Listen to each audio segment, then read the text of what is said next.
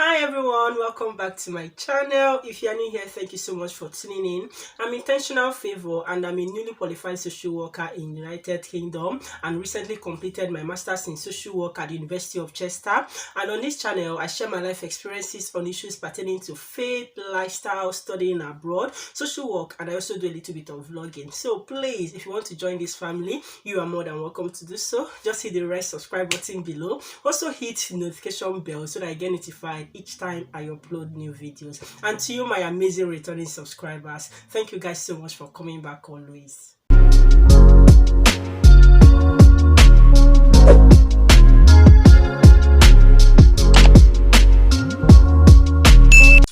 So guys, we are beginning a new series.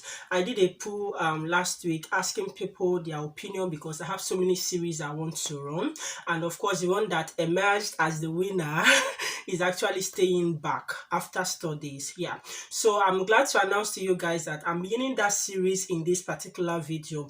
Now, I carefully thought about what this series will be. I don't know what you were expecting, I don't know your thoughts, I don't know what you were really expecting, but you know, as always on this channel, I'm always real and practical with you guys. And there's one thing personally I have learned during my studies from my dissertation supervisor. Yeah, she's absolutely the best, Dr. Jill Buck. Oh my gosh, I'm not sure if she will ever see this video, but then I learned one thing, so many things actually from her, but one that pertains to this video is the place of lived experiences. I don't want to bore you guys with so many things about that lived experiences, how she inspired me or made me really appreciate lived experiences beyond just knowing that experiences matter. And of course, you know, that's what I'm doing on this channel, right? Sharing my experiences and experiences of others. So guys, I thought about it and I came up with a plan that, you know what, I think it might be best to bring up lived experiences in this particular series. I can just go on the internet, Google some things and come here and give you guys theory, things that everyone is talking about, things that if you go on Google you will find. But you know, not every information is on Google, and sometimes experiences of people actually help to motivate people. It gives you like the reality, what it is, because sometimes theory and practical, they are not usually the same thing. Okay, yeah, so I thought about it and I came up with this plan that, you know what, I think I have a couple of friends who I know that stayed back in the United Kingdom after their studies. It might be best bringing them on board on this series for them to share their life experiences.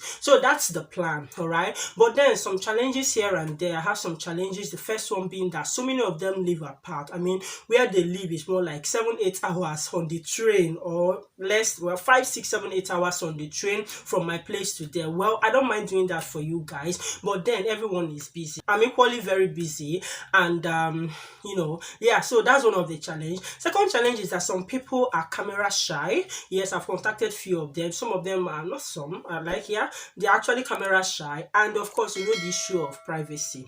Village people may remain live, you know, so people are still like, some people don't want to come on camera talk because of privacy issue. I'm sure you understand that, being an African and a Nigerian. So I'm one person that respect people's privacy. Yeah, I do that a lot. So these are some of the reasons why it might not be possible to bring them on board and you see them physically. But what I'm going to be doing is that during any session that I'll be having with any of them who I'm unable to travel down to go and film a video with them, I will just call them on phone, ask them questions, and then you could hear actually from them. It can be easy for me to just call them, gather every information, and then come here and dish it out. But I just figured out that, you know what, it will actually be best when you hear from the horse's mouth. I was having a chat with one of them recently and he was just saying some things. I'm like, you know what, really, don't worry, I don't even want you to give me all this information, because it will be best you share it yourself, you that own the experiences. So that's the plan for this series. And of course, you know that it's best that like you set the example. Okay, so I'm happy to set the pace. All right, yeah, because of course I don't intend going back to Nigeria, in case you are asking. After my studies, of course, I finished my studies. My graduation is just in a couple of days time, and I don't intend going nowhere. I'm going nowhere. I've come to stay. All right, we move forward, not backward. Duh.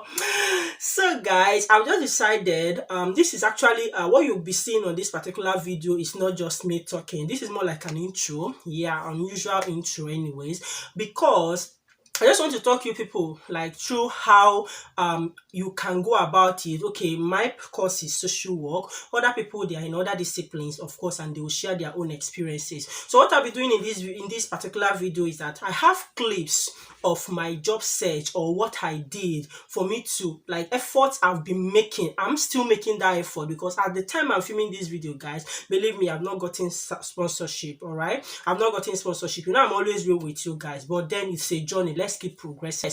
But I just want to show you guys the efforts I've been making as a person, as an individual, to get my COS, to get my sponsorship, and continue staying in the UK even after my study visa have expired. I've said a lot about my progress, my journey towards getting this, but I think it's getting more serious, guys, and not just more serious, it's getting more interesting. So I'll just be playing some clips some days. Like there was this particular day I was really into it and I just wanted to, you know, begin this quest for COS search, sponsorship search, job search, and all. And that is what we'll be seeing in this video. And I hope you enjoy it. So subsequently on this series, I'll be bringing other people on board to share their experiences and tell you how you as an international student, a prospective international student, can stay back in the UK even after your studies. So let's jump right into what we have for today.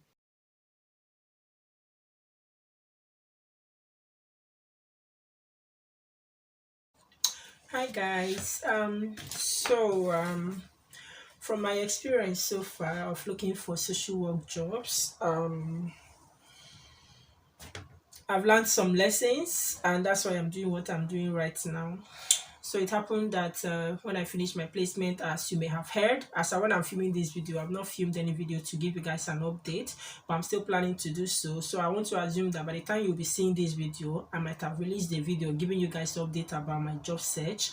So from that, I found out that okay, it's not just enough applying, because I was hopeful then that if I apply and get a job, then I'll tell them that I need visa sponsorship. Even though they are not on the register, they will apply because it takes nothing really to apply.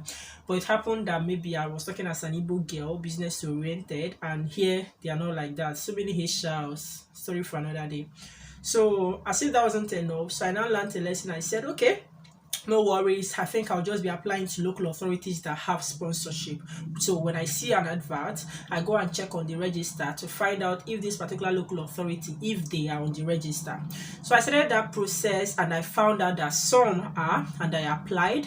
I got invited to interview. I passed the interview. Room sponsorship. Oh, sorry, we are not able to offer you sponsorship for this role. We're not sorry, we're not able to. I'm like, really? But you guys have the certificate, you have the license. What's happening? So I learned that lesson. So since then, I decided that now that I want to begin new applications, I've gotten over 7 jobs, and yet none of them is willing to offer me certificate of sponsorship. So I decided that before I make any application, I'm going to contact the local authority or the employer or whatever and ask them, all right, CCC, do you offer certificate of sponsorship? I've done it with some local authorities that are on the register, and to my greatest surprise, they say, oh, sorry, unfortunately, we are reviewing our this, we are reviewing our sponsorship, and while we are doing this, we are unable to give you sponsorship. I was like, oh, thank God I did, because I was so hopeful about one particular one that didn't turn out well. So I just called now, and they gave me another number, yeah, of someone to call. So the person couldn't get the information I need, whether this particular role,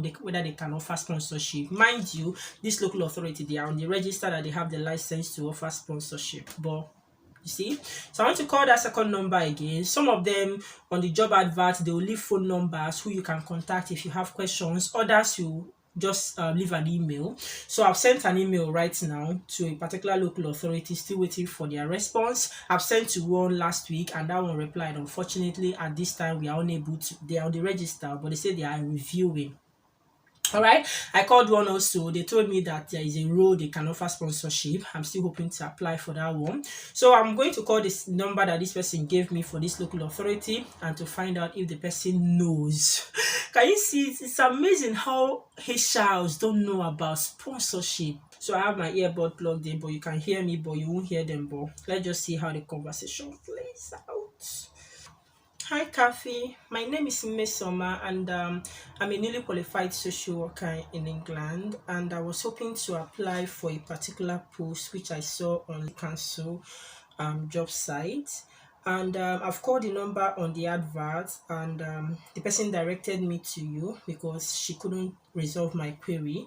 My query is this: I'm just hoping to find out if this particular role, if council can offer me certificate of sponsorship. By the way, I'm an international student in the UK, and having completed my studies, I'm just looking for opportunities to remain in the UK and practice social work in England. So that's why I'm making this application.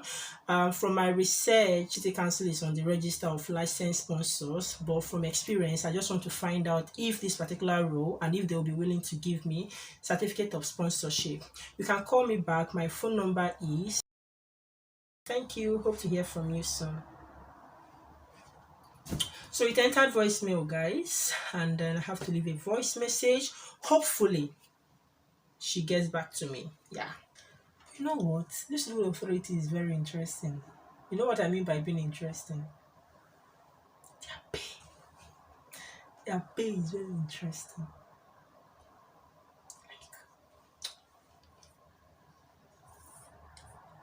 For a newly qualified social worker role, lovely. They are not picking.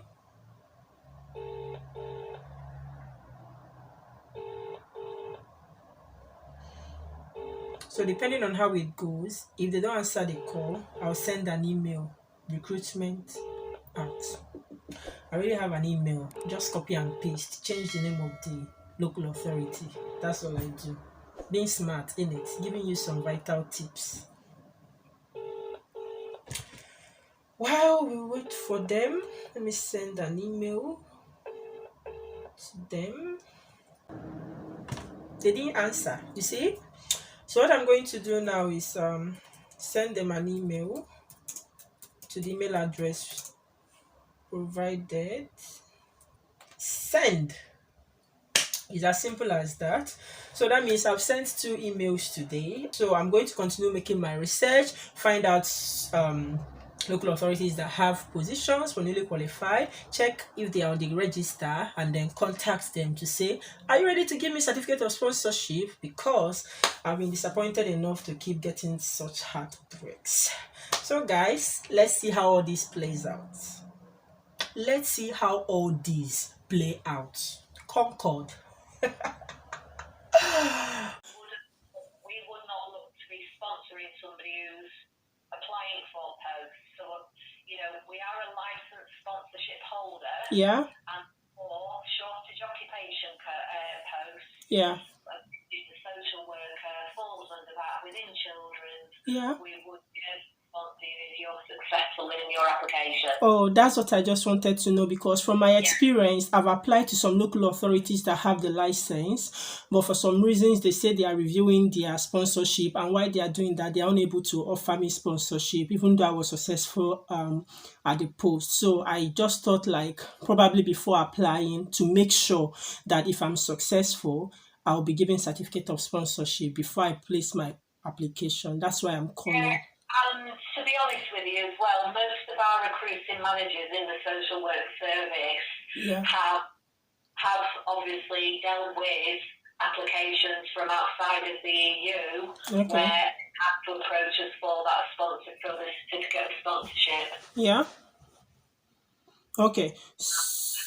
I will just go ahead and apply. All right, that's fine then. Oh, that's really relieving. Yeah, I'm happy to hear that. I'll send in my application as soon as possible.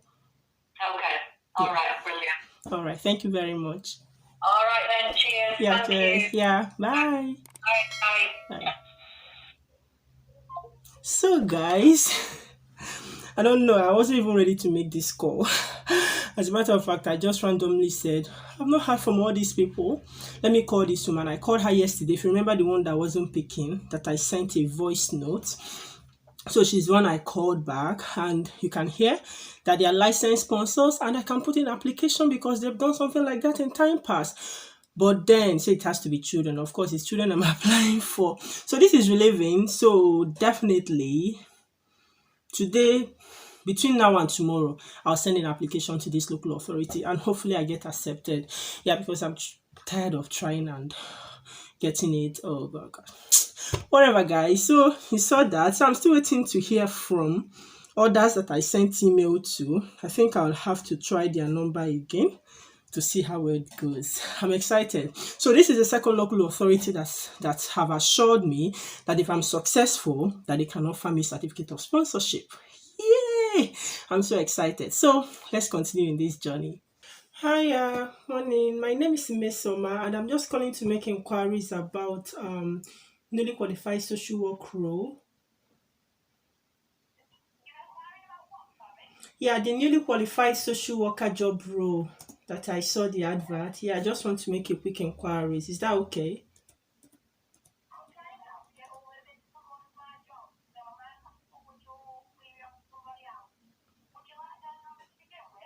Yes, please. Just give me a minute to grab a pen. Okay. Let me call the number she gave me now.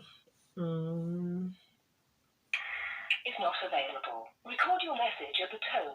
When you are finished, hang up or press hash for more options. I'm not sure I'm ready to send a voice note. A voicemail. I said voice note. Oh my god.